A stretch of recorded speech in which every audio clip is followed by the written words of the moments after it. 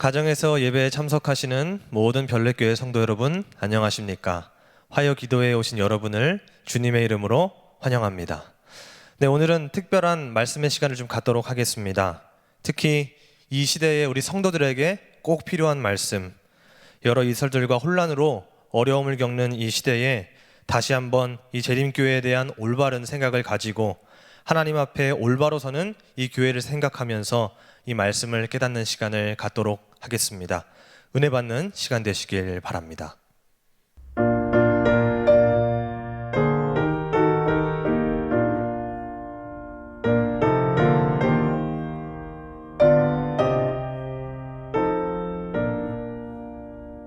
주 하나님 지으신 모든 세계 내 마음 속에 그리어볼 때 하늘의 별 울려 퍼지는 뇌성 주님의 권능 우주에 찾네.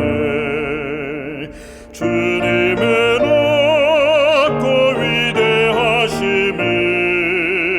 내 영혼이 찬양하네. 주님의 높고 위대하심을 내 영혼이 찬양하네. 숲속이나 푸르른 깊은 산에 지저귀는 저 새소리들과 고요하게 흐르는 시냇물은 주님의 솜씨 노래하도다. 주님의 높고 위대하심을 내 영혼이 찬양하네. 주님의 높고 위대하심을 내 영혼이 찬양하네. 주 하나님 독생자 아낌없이 우리를 위해 땅에 보내어 십자가에 피 흘려 죽게 하사 내 모든 죄를 구속하셨네. 주님의 높고 위대하심을 내 영혼이 찬양하네. 주님의 높고 위대하심을 내 영혼이 찬양하네. 내 주 예수 세상에 다시 올 때 저 천국으로 날 인도하리. 나 겸손히 엎드려 경배하며 영원히 주를 찬양하리라. 주님의 높고 위대하심을 내 영혼이 찬양하네. 주님의 높고 위대하심을 내 영혼이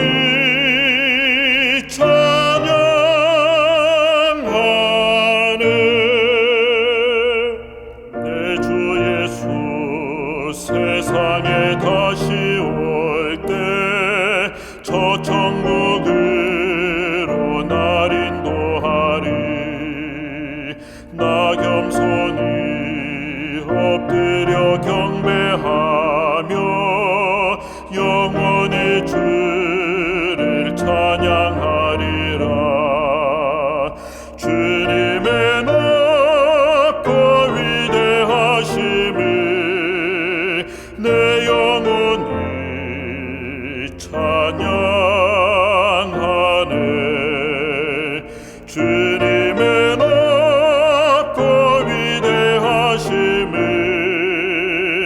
내 영혼이 찬양하네.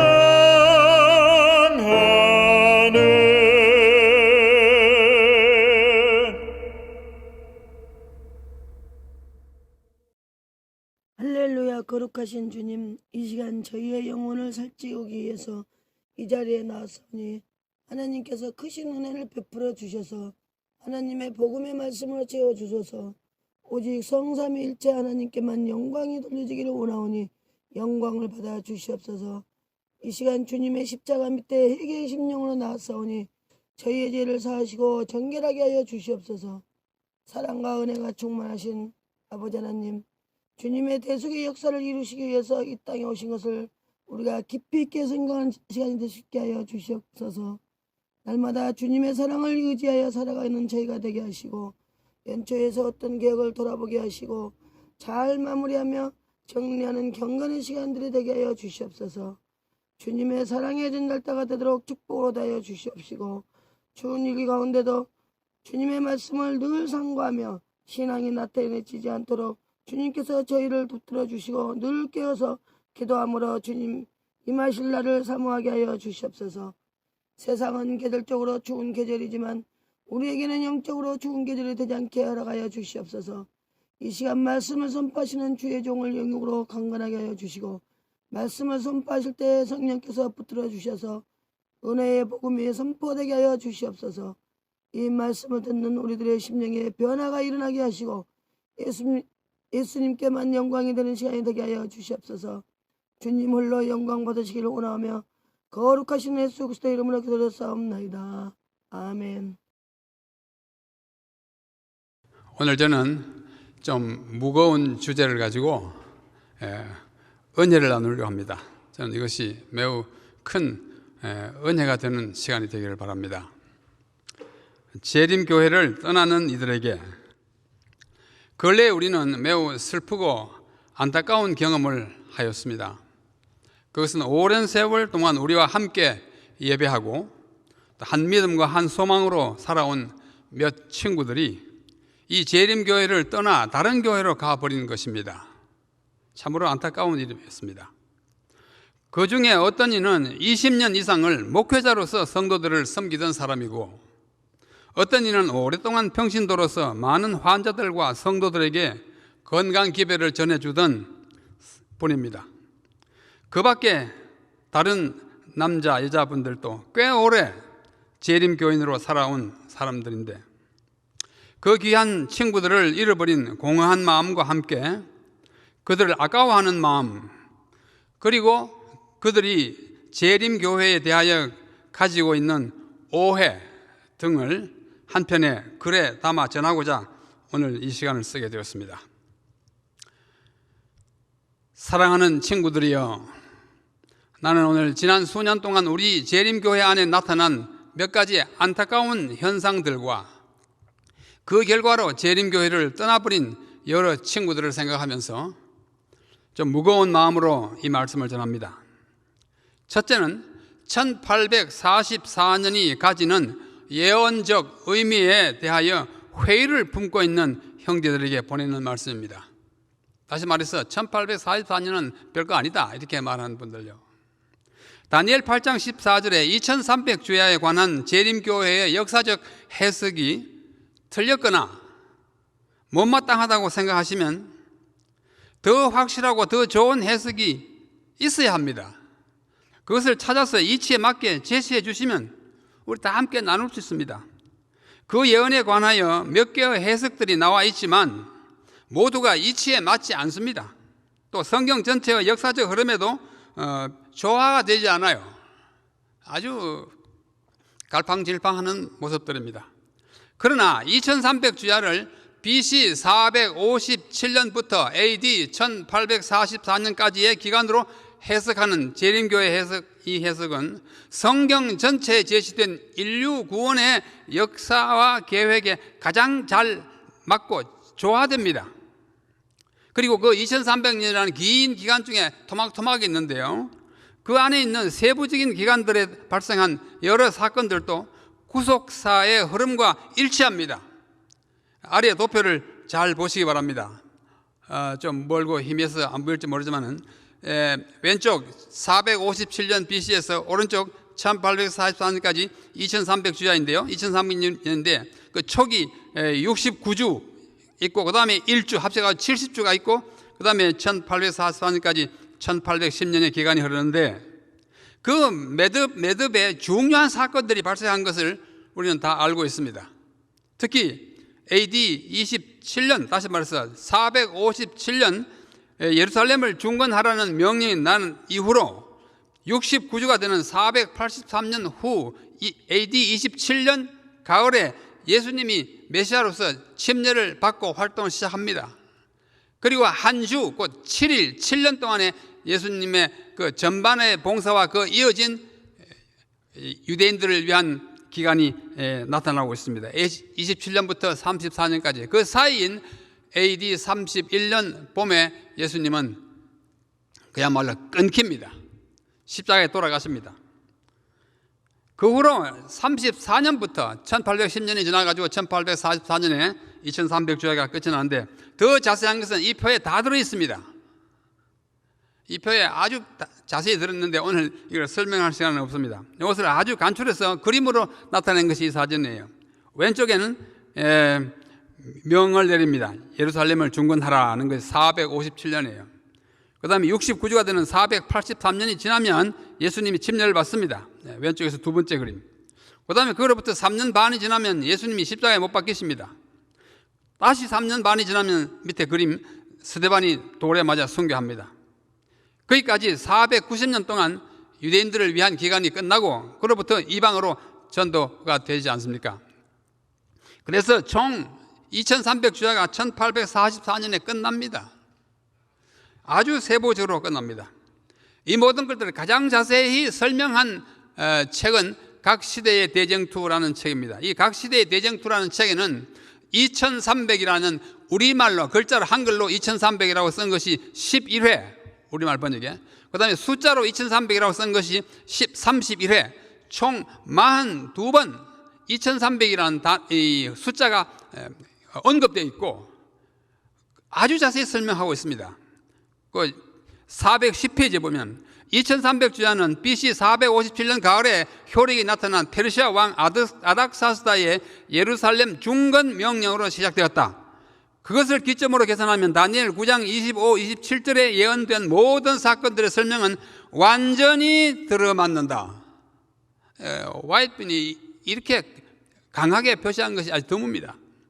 2300년의 첫 부분인 483년 곧 69주일은 기름 부음을 받은 자 메시아의 시대까지 이릅니다. 그래서 그것이 28년 가을에 27년 가을이에요. 그때 그리스도께서 침례와 성령 기름 부음을 받음으로써 그 예언은 분명히 성취되었다. 또한 70번째 주일의 중간에 메시아는 끊어질 것이에요. 끊어진다고 그랬어요. 끊어졌어요. 십자가에 돌아갔을 것입니다.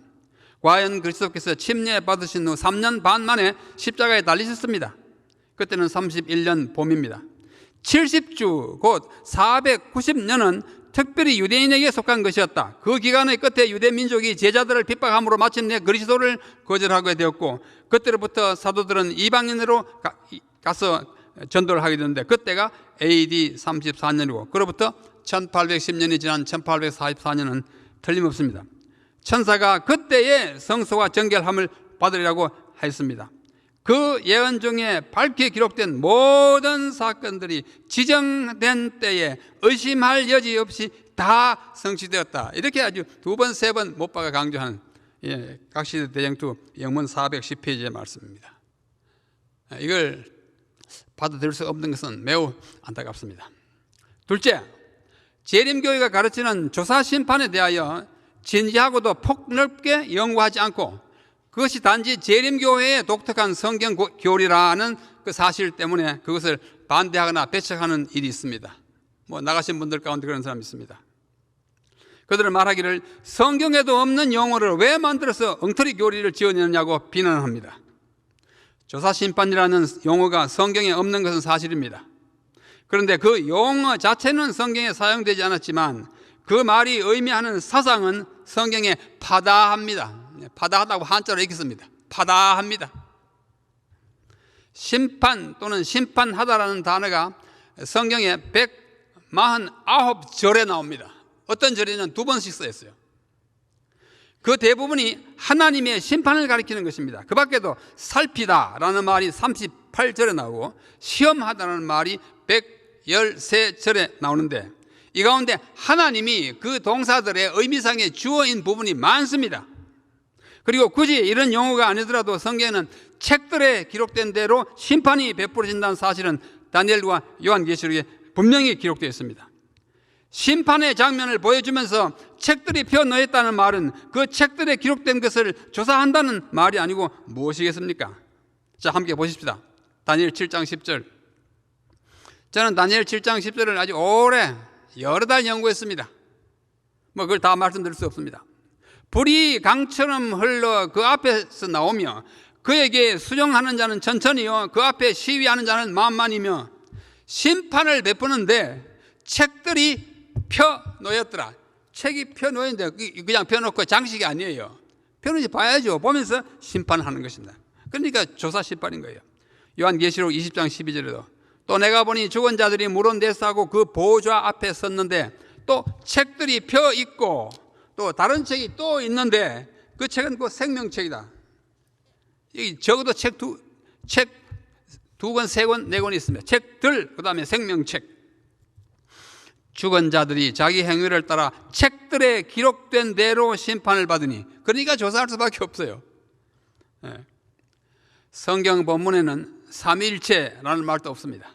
만세방석도 본문에는 없습니다. 난해주에 있어요. 동정녀 탄생 성경 본문에 없습니다. 재림도 없습니다. 다시 오시리라 그래서 재림이라고 그러죠. 성만찬도 없습니다. 세족여식, 성육신, 주기도, 주께서 가르쳐서 기도를 가르쳤다 하니까 주기도죠. 그러나 주기도라는 말이 없습니다. 대쟁투, 칭이라는 말이 단 성경 본문에 없습니다. 하지만 이 단어들이 가지고 있는 의미 또는 사상은 성경에 확실하게 나타나 있습니다. 용어 자체는 사람들이 만든 것이지만 그 용어가 가르치는 사상은 성경에 이미 있는 것입니다. 이러한 사상이나 개념을 표현하기 쉽고 이해하기 편리하도록 용어들을 사람들이 묶어서 만드는 것뿐입니다. 조사심판도 마찬가지입니다. 하나님께서 심판하신다는 것은 명야관화한 불을 보듯이 확실한 것이고 심판은 매우 중요하고도 엄숙한 일입니다.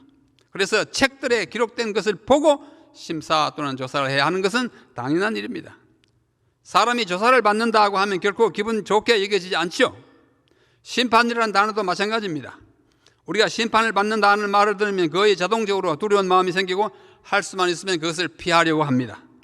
그래서 조사심판이라는 말을 들으면 거의 조건반사적으로 그것을 기피하거나 거부하려는 마음이 생기는 것은 인지상정입니다. 그럼에도 불구하고 죄인들이 조사를 받고 심판을 받는 일은 하나님께서 세우신 인간 구원 역사에 있어서 필수적인 과정입니다. 무조건 너 지옥가, 너 천국가 그러지 않습니다. 온 우주 앞에 납득이 가야 합니다. 어떤 이들은 조사심판은 성경에서 그 근거를 찾을 수 없는데 엘렌 G. 화이트 여사가 지어낸 것이라고 주장합니다. 이런 주장은 문자 그대로 황당하고도 공허한 거짓 주장입니다. 거듭 말하지만 재림교회와 화이트 여사는 오직 성경만이 교리와 실천의 제1원칙으로 삼고 있습니다. 성경에 없는 교리나 성경으로 증명될 수 없는 가르침은 절대로 받아들이지 않고 가르치지 않습니다. 한국어로 번역된 화이트 여사의 저서들 가운데는 조사심판이라는 이 단어가 나오는데요. 이 조사와 심판이라는 단어를 묶어서 네 글자 나란히 붙여 쓴 경우가 6회 나옵니다. 실물요원 310페이지, 그리스도인 선교봉사 240페이지 등등. 그리고 조사, 심판 두 단어를 띄어 쓴 경우가 19회 나옵니다. 재림신도의 가정 321, 실물교원, 각시의 대쟁투 등등. 이래서 도합 25회 조사, 심판이라는 단어가 우리말로 번역된 화이트 여사의 글들에 나옵니다. 그리고 최근에 번역된 성소에 계시는 그리스도라는 책이 있습니다. 이것은 아직 우리 예언의 신 그 목록에 들어가서 그 본문이 없기 때문에 검색하면 이것은 나오지 않지만 이 책을 다시 찾아보면 그게 12번 더 조사심판이라는 단어가 나옵니다. 도합 37회가 우리말로 번역된 예언의 신에 언급됩니다. 이 중에서 각 시대의 대쟁투라는 책에는 이 용어가 14번 등장합니다. 그리고 그 책에 있는 하늘에서 행하지는 조사심판이라는 한 챕터, 장이 있어요. 그 장에는 조사심판의 배경과 과정을 명시하거나 보충하는 수많은 성경 본문들이 인용되어 있습니다. 성경에 근거 없는 것이 아닙니다. 오해하지 마십시오. 와이즈 여사는 결코 성경에 근거하지 않은 개념을 창안해내는 분이 아니고 신중한 연구 끝에 얻은 결과를 말하거나 그 다음에 연구 끝에 계시로서 비준된 사상을 제시하는 분이었습니다. 그분은 철저히 성경에 근거한 말씀만 했고 성경에서 벗어난 사상에 대해서는 결코 지지를 보내거나 장려한 적이 없습니다. 그분은 성경을 높이 지켜들었습니다. 그야말로 성경을 가장 높은 권위에 있는 것으로 늘 주장해 왔습니다. 이게 각시대 대쟁투 488페이지에 그분이 이렇게 썼어요. 귀중한 시간을 쾌락과 몸치장과 돈을 버는 데 허비하는 대신에 열렬하고 경건하게 진리의 말씀을 연구하는 데 바쳐야 할 것이다. 그 다음에 파란 글자요. 하나님의 백성들은 성소 문제와 조사심판에 관한 문제를 분명히 이해해야 할 것이다. 참 필요해요. 분명히 이해하지 않으면 남들이 뭐라 그러면 휩쓸려 갑니다. 그들은 그들의 크신 대제사장의 위치와 사업에 대하여 그들 스스로 알아야 한다. 자기가 알아야 견고한 믿음을 가졌습니다.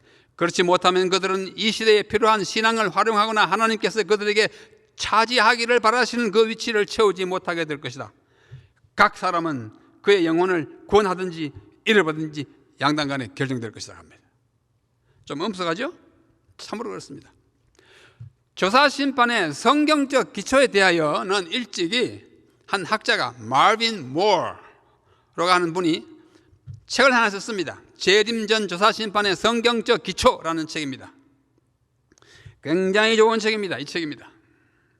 이 책을 저술하여 충분히 성경적 기초를 제시했고 설명했습니다.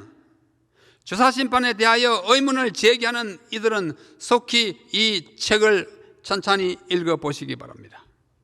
이 책을 다 읽고 나면 많은 의문이 풀릴 것이고 여러분의 삶의 방향이 바뀔 것입니다. 그런데 지금까지 조사심판에 관하여 이의를 제기하는 사람들은 이 책을 읽지 않았고 읽어보라고 강권하고 책을 보냈음에도 불구하고 자신의 의견만 고집스럽게 주장하고 있는 것은 매우 안타까운 일이 아닐 수가 없습니다.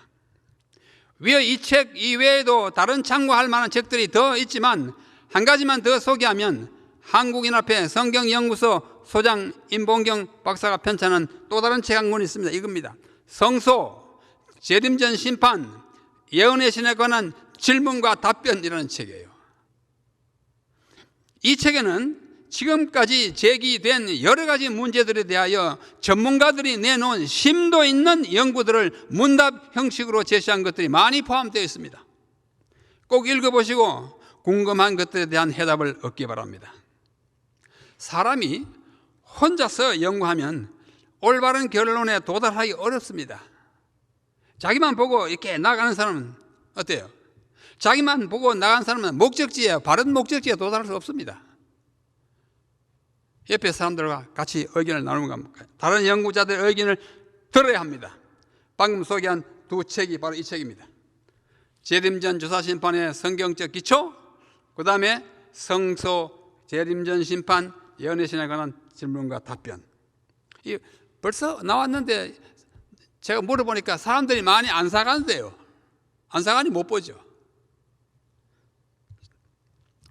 로이 게인이라는 교수가 있습니다. 지금 앤드루스 대학의 구약학 교수인데 이 교수가 저술하고 또 임봉경 목사가 번역한 누가 심판을 두려워하는가, 그 책이 이 책입니다. 이 책이죠. Who is afraid of judgment? 누가 심판을 두려워하지 말라 그거예요. 예수님 믿고 살았으면 문제 없다 그거예요.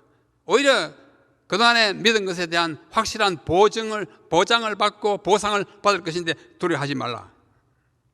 이 책에는 심판은 하나님의 성품을 드러내는 것이며 따라서 심판은 하나님의 백성에게 기쁜 소식 곧 복음이 된다는 사실을 매우 분명하게 설명하고 있습니다.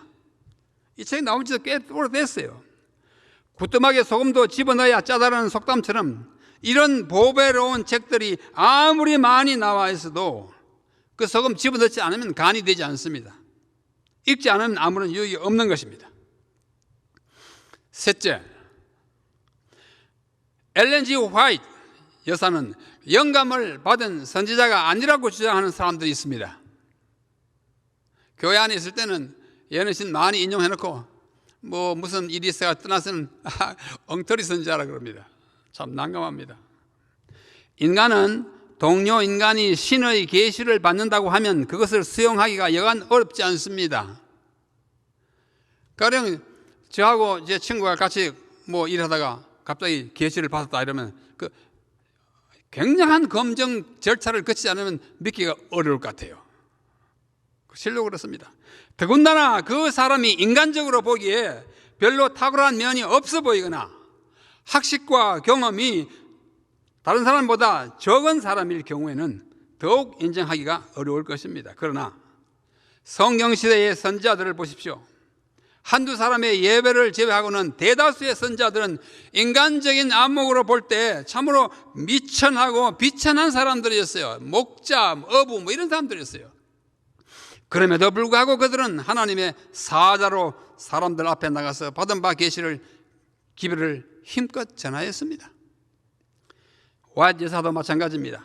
그분이 전한 기별들은 성경의 가르침과 온전히 조화를 이루고 성경 말씀을 더 잘 이해할 수 있도록 설명해 주는 역할을 하고 있습니다.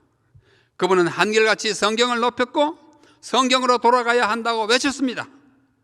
그분은 역사, 의료, 가정, 건강, 교육, 선교, 출판, 교회, 신앙, 신학 등 인간 생활 전반에 걸쳐서 광범위하게 권면과 교훈을 주셨습니다.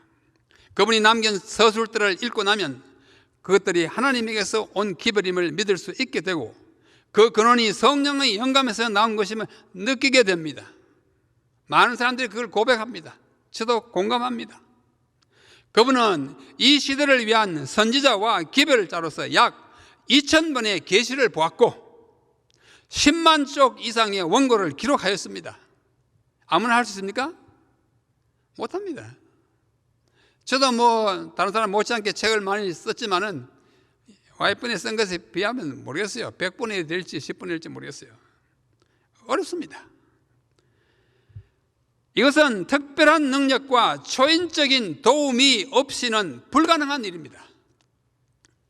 그분의 저술들을 읽은 외부의 인사들도 그분이 이 시대의 진정한 선지자, 시대를 멀리 앞서가는 예언자였음을 인정하는 것은 참으로 놀라운 일입니다. 여기 한 유명 인사가 화이트 여사의 책들을 읽고 기록한 증언을 들어보십시오. 20세기의 천재 학자 올브라이트의 말입니다. 이 올브라이트는 윌리엄 폭스웰 올브라이트인데 이것은 20세기의 3대 천재 가운데 한 분이라고 말하는 사람도 있습니다. 아인슈타인, 에디슨, 올브라이트 이렇게 꼽는 사람이 있어요. 그 올브라이트입니다. 25개의 명예 박사학위를 받고 이분에게 박사학위를 주는 것은 이분을 영화롭게 하는 것이 아니라 이분에게 박사학위를 주는 대학을 영화롭게 하는 분이에요. 성경과 고대 근동학에 관한 논문을 800편을 발표하여 고고학자들의 총수, Dean of Archaeologists 이런 별명을 가진 분입니다. 이 윌리엄 올브라이트 박사가 엘렌 G. 화이트의 생애와 사업과 그 주장들을 친히 면밀하게 검토한 후에 그가 남긴 저서들 중에 하나인 저 유명한 책 석기 시대로부터 그리스도교 시대까지라는 책이 있어요. 석기 시대로부터 그리스도 시대까지 이 책입니다. 이 책의 서론에서 그가 이 책을 쓸 때 최근 250년간의 세계 역사에서 그가 이 올브라이트가 진정한 선지자 또는 예언자, 영어의 prophet라는 말은 우리가 성경에서는 주로 선지자 하지만은 보통 예언자라고도 하지 않습니까? 이 선지자 또는 예언자로 간주한 5명의 사람들 중에 한 분으로 엘렌 G. 화이트를 거명하고 있습니다. 이런 세계적인 천재 신학자 또는 성경학자에서 우리 교인이 아닐지라도 화이시 명실상부한 선지자로 일컬어지는 것은 퍽 이채롭고 흥미로운 일입니다. 이분이 올브라이트 박사입니다. 뭐 이렇게 머리가 좀 대머리였지만은 잘생기기도 했습니다. 이분이 미국의 동부에 있는 존스 홉킨스라는 대학의 교수였어요. 거기서 이 유명한 교수가 가르치기 때문에 우리 교회 학자들 중에서도 이분의 아래 가서 문화생으로 공부한 사람이 여럿 있습니다. 그 중에 저는 한 서너 분을 압니다. 그 중에 한 분이 누구냐면은 이 오른쪽 끝에 썼죠. 미첼 존스. 존스가 아니고 존스입니다. JOHNS예요. 미첼 존스가 이분 밑에서 공부하고 박사를 받고 한때 우리 대학들에서 가르쳤습니다. 그 미첼 존스의 아들이 워런 존스예요. 워런 존스는 저의 친구입니다. 저와 같이 공부를 했어요. 한 번에 이 친구가 말하기를 브라더 남, 우리 아버지가 말이야 이 존스 홉킨스 대학에서 올브라이트 박사 밑에서 공부를 했는데 어느 해 연말이 됐어. 요즘처럼 이제 크리스마스가 다가오는데 이제 우리 선생님에게 무슨 선물을 할까 생각하다 옳지, 이분이 우리 교인이 아니니까 엘렌 화이트 말하자면 예언의 신을 좀 선물해야 되겠다 해가지고 선물을 꾸렸어요. 대쟁투 총서 5권 아시죠? 그 다음에 교회정은 9권 아시죠? 14권 더하기 정로의 계단, 실물교훈, 뭐 산상손 다 합쳐가지고 약 20권을 박스에 딱 이렇게 선물을 딱 짜가지고 교수님 아시는 대로 저는 제7안식일 예수 재림교인입니다. 근데 우리 교회는 매우 참 귀중하게 여기는 선지자 한 분이 계신데 그분이 쓴 책은 대단히 영감적인데 이번 연말 휴가 때 이거 한번 훑어봐 주십시오 하고 선물을 딱 보냈대요. 그러고 나서 몇 년 후에 책을 쓰면서 엘렌 화이트에서 이렇게 기록한 것입니다. 아주 참 귀한 인연입니다. 이 책이에요. 똑같죠? 네. 이 책의 19쪽, 오른쪽 보면 19쪽 저기 좀 너무 멀고 좀 글자가 작으니까 이걸 확대하면 이렇습니다. 자, 빨간 네모로 하는 prophet, 선지자.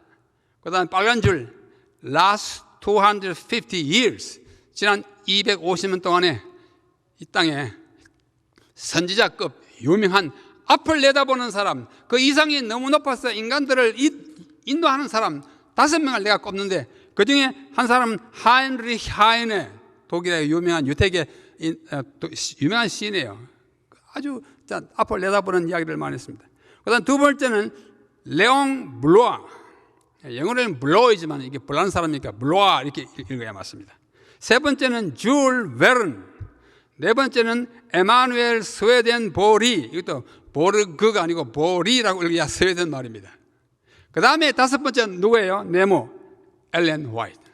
자, 이 네 분은 이렇게 생겼어요. 왼쪽 상단 왼쪽 하인리히 하이네, 유대계 독일인으로서 시인으로 아주 유명한 사람이에요. 그 다음에 오른쪽에 레옹 블로아, 프랑스 사람으로서 소설가, 수필가. 그 다음에 아래 왼쪽에는 줄 베른, 이 사람도 역시 시인이요 극작가요, 프랑스를 대표하는 지성이었습니다. 그 다음에 오른쪽에는 스웨덴의 에마누엘 스웨덴 보리, 이분은 신학자요, 철학자요, 신비주의자였는데 많은 앞일을 내다보는 예언자였습니다. 그리고 5번째는 엘렌 화이트. 여러분이 친숙한 사진 아닙니까? 아주 친숙한 사진이에요. 이분은 주님의 기별자였고 영감받은 저술가였고 여선지자였고 제7안식일 예수 재림교회의 공동 발기자 뭐 이런 잘 할 수 있습니다. 엘렌 화이트입니다. 그분이 인정한 거예요. 그 다음에 하도 엘렌 화이트를 이제 헐뜯는 사람이 많기 때문에 성경과 역사에 나타나는 예언의 은사, 우리 다 이 연합해서 나온 책입니다. 그 다음에 엘렌 G. 화이트의 비평가들에 대한 그 문답 이야기들 우리말 다 나와 있어. 제가 오늘 다 가져오지 않았지만 여러분 의심이 들거든 보시고 의심하는 사람이 있으면 이 책들을 권해 보십시오. 여러분 염려 없습니다. 여기에 매우 잘 요약된 한 문장이 있어서 제가 따오고 그걸 밑에 번역합니다. 엘렌 G. 화이트는 미국인 저술가들 중에서 그 저서들이 가장 널리 번역된 저술가이다. 그녀의 저술들은 약 150개 언어로 번역되었다. 그녀는 학교 교육을 9살까지, 우리 나이로는 10살까지밖에 받지 못했지만 광범위한 실제적인 주제들에 관하여 10만 페이지 이상의 기록을 남겼다. 그녀는 성령의 인도를 받아서 예수님을 높였고 성경을 그녀의 믿음의 기초로 삼았다. 정말 저희가 보기 당당하리만큼 정말로 확실한 선지자입니다. 자, 시간이 제약 때문에 넷째, 어떤 이들은 재림교회에서 신실하게 신앙생활을 하다가 성령은 실제로 존재하는 하나님이 아니다라는 이설에 동조하여 교회에 안 나옵니다. 우리 교회 다른 이론들은 다 받아들였는데 교회 안 나와요. 왜 안 나오냐? 그런 사람들 만나봤어요. 왜 안 나오냐? 교회 오면 처음 부르는 찬미가 뭐예요? 성부와 성자 성령. 그 노래 우리는 못한다 이거야. 또 성령이여 뭐 노래 있잖아요. 성령이여. 성령이라는 노래는 전부 자들 안 부르고 못 부른다고 그래요. 성령이 존재하지 않는데 뭐. 성령은 성자, 곧 인자처럼 육신으로 인간에게 나타나지 않은 영이시기 때문에 육에 속한 우리가 그분을 육안으로 뵙지는 못합니다. 그러나 성경에서 그분은 확실하게 위격을 가지신 개체요, person이에요. 그분은 확실하게 위격을 가졌습니다. 이 개체로서 언급되고 나타나시고 활동하십니다. 성령은 개체를 가진 하나님이 아니라 하나님에게서 나오는 능력 또는 감화력이라고 주장하는 사람들이 지금뿐만 아니고 기독교 역사 2000년 역사에 이따금씩 나타났다가는 그때마다 이단의 판정을 받고 사라졌습니다. 성경을 자세히 보면 성령은 모든 것을 통달하시는 전능의 하나님이시고 진리의 영으로서 우리를 진리로 인도하시고 그리스도의 영광을 나타내시며, 성경 구절은 제가 다 읽지 않았습니다. 보혜사로서 그리스도를 증거하시고 우리에게 모든 것을 가르치시고 배운 것들을 생각나게 하십니다. 성경절, 요한복음에 성경절 많이 있습니다.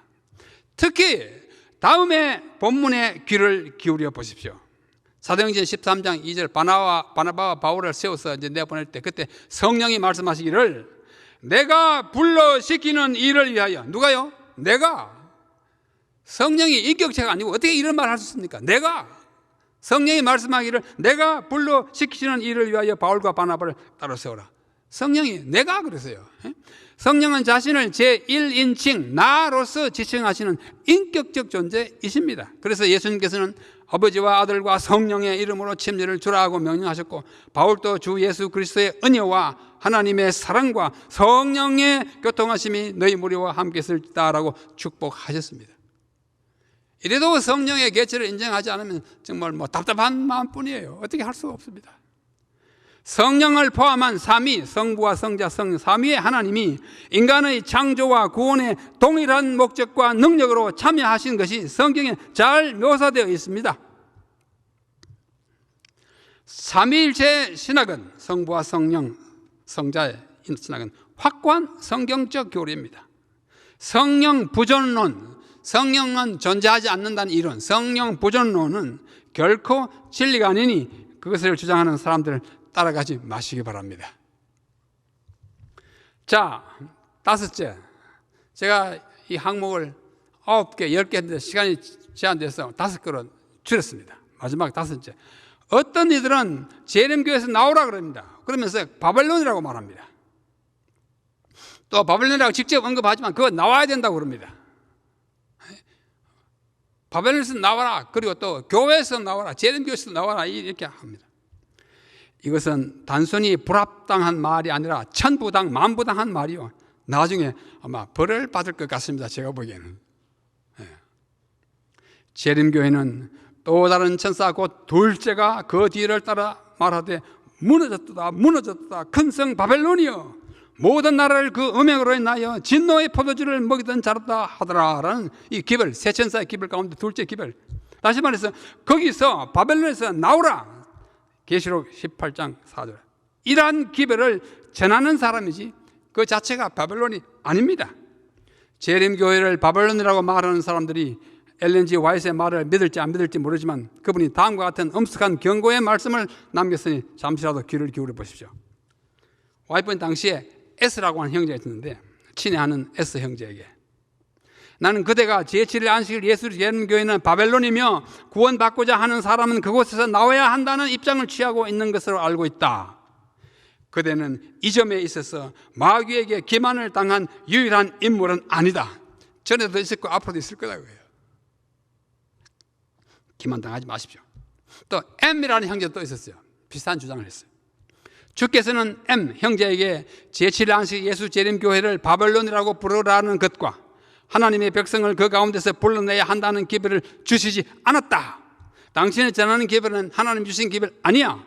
주께서는 나에게 그러한 기별들에 대하여 반대되는 결정적인 빛을 주셨으므로 형제가 어떤 이유들을 제시할지라도 그것은 나에게 일고의 가치도 없습니다.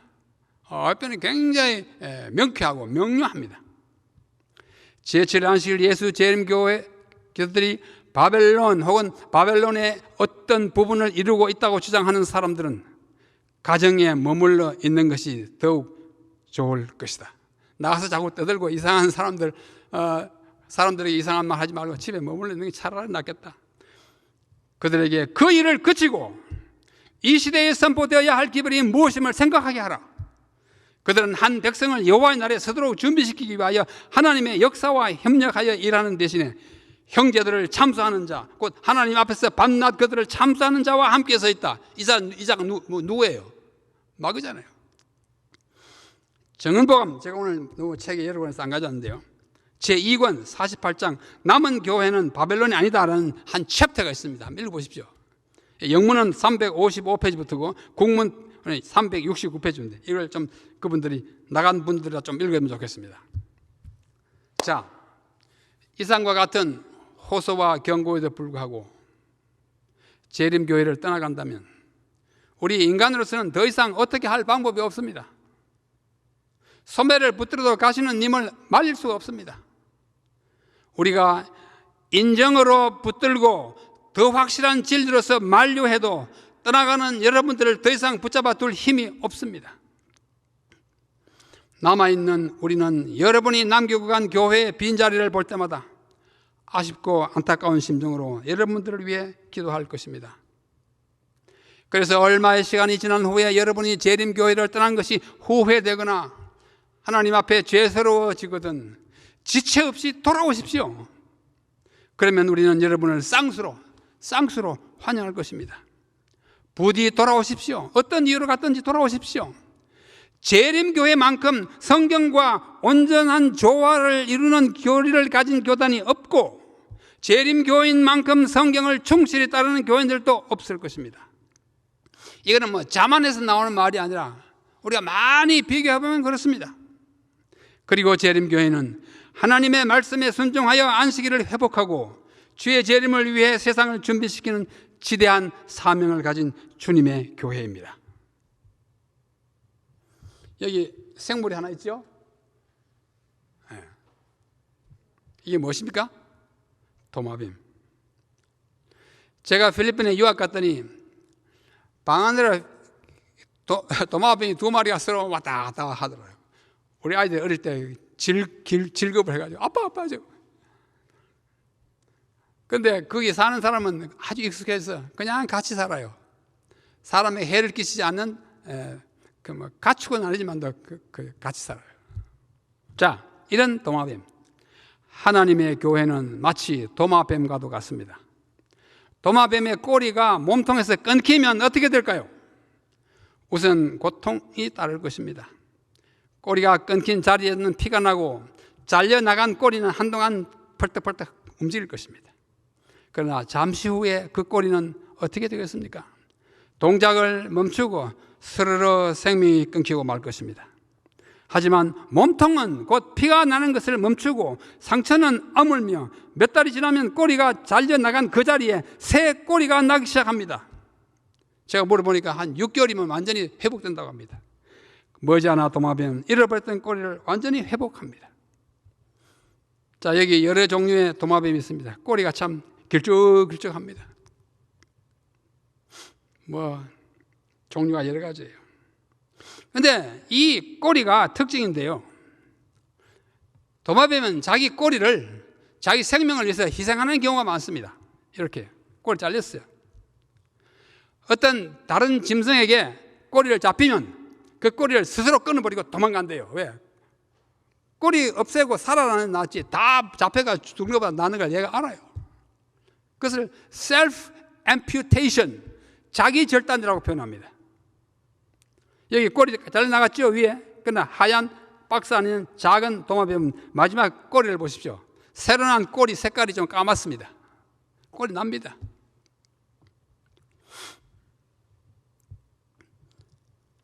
재림교회라고 하는 동화뱀에서 스스로 꼬리를 자르고 나가신 분들은 정말 안타깝지만 그 잘린 꼬리가 도마뱀을 만들어내지는 못한다는 사실을 기억하시기 바랍니다. 마지막으로 이미 재림교회를 떠나버린 친구들에게 부탁합니다. 여러분이 지금은 어느 다른 교회에 나가고 있겠죠. 거기서나마 열심히 신앙생활을 하십시오. 그러나 여러분이 전에 다니던 교회, 즉 여러분의 모교회인 재림교회를 근거 없이 비방하거나 사실이 아닌 것을 가지고 변론하지 말아 주십시오. 예를 들면 재림교회는 율법주의를 교리로 믿는다고 하거나 재림교인들은 안식일을 지킴으로써 구원을 얻으려고 한다는 거짓 증거를 하지 마십시오. 우리는 절대로 그렇게 믿지 않고 가르치지도 않습니다. 우리가 안식일을 지키는 것은 구원 받았기 때문이지 구원 얻기 위한 방법으로 지키는 것이 아닙니다. 구원은 믿음으로 그리스도의 은혜로 얻는 것이지 우리의 행함으로 얻는 것이 아니기 때문입니다. 이제는 다른 우물에서 물을 마시는 여러분, 부디 전에 마시던 우물에 침을 뱉지는 말아 주십시오. 부디 전에 마시던 우물에 침을 뱉지는 마십시오. 우리는 아직도 그 물을 마시고 있음을 기억해 주시기 바랍니다. 그 우물은 여러분이 수십 년 동안 마시면서 생명을 이어온 그 샘물입니다. 그 깨끗한 우물에 오물을 던졌거나 침을 뱉지 말기 바랍니다. 제가 어릴 때 우리 가족과 함께 물을 퍼먹던 우물과 매우 닮은 우물이 있습니다. 이끼가 떴고 하지만 이거는 가장 건강한 샘물이에요. 이걸 여러 번 그냥 들이키고 오염되지 않은 물입니다. 이사야 12장에는 그러므로 너희가 기쁨으로 구원의 우물들에서 물을 기르르다. 우리들은 재림교회라고 하는 우물에 입을 대고 살아가는 백성들입니다. 사랑하는 재림교회 성도 여러분, 우리 대학교회와 또 이 영상을 통해서 보시는 여러 지역의 우리 성도들 여러분들이죠. 여러분은 재림교회라는 도마뱀의 몸통에 붙어있는 것을 싫어하지 마십시오. 여러분을 몸통에서 잘라내지 마십시오. 만약 그렇게 한다면 잘린 꼬리는 금세 죽어맙니다. 그러나 그 잘린 곳에서는 다른 꼬리가 나와서 그 자리를 메웁니다. 부디 여러분은 끝까지 이 교회에 남아서 이 마지막 교회, 남은 교회의 사명을 완수하시다가 곧 오실 주님을 기쁨으로 맞이하게 되시기를 간절히 바라면서 오늘 말씀을 드리겠습니다. 감사합니다.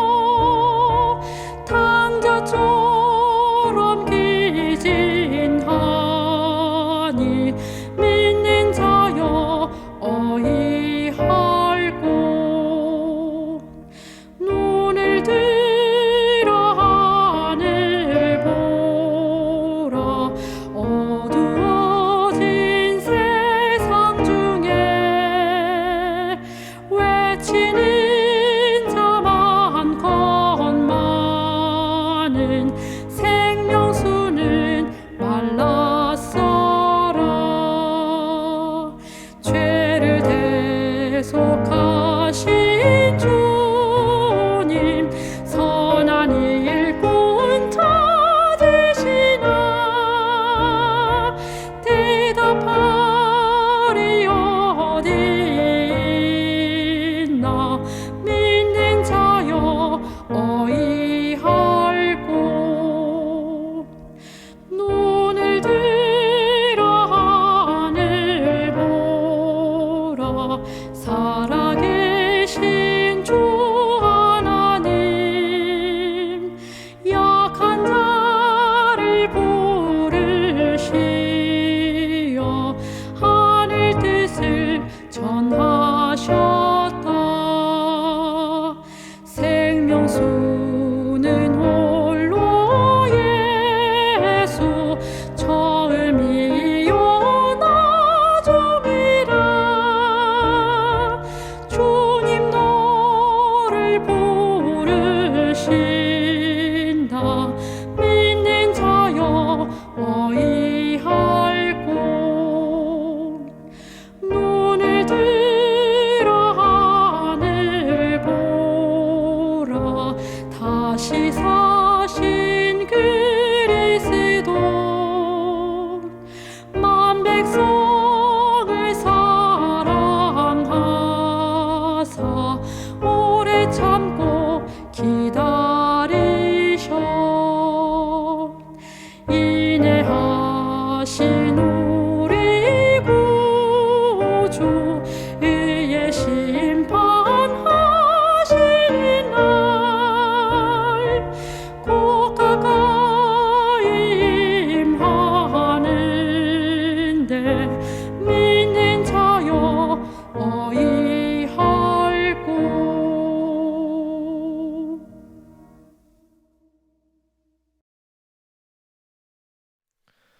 하늘에 계신 우리 아버지, 하나님의 자녀들에게 밝은 빛을 비추어 주신 하나님의 은혜에 깊이 감사드립니다. 이 마지막 시대는 혼란과 혼돈의 시대입니다. 진리 가운데 박히 설 수 있는 빛을 우리에게 허락해 주신 그 은혜에 다시 한번 감사드립니다. 아버지 하나님, 우리가 이 땅을 살아갈 때에 등대 없는 망망대해를 헤매는 것과 같이 않게 하여 주시옵고, 오로지 주님의 말씀의 빛으로 주님께서 역사하신 그 준비하신 그 길을 따라갈 수 있도록 주님 인도하여 주시옵소서. 사랑 많으신 우리 구주 예수 그리스도의 이름으로 간절히 기도드립니다.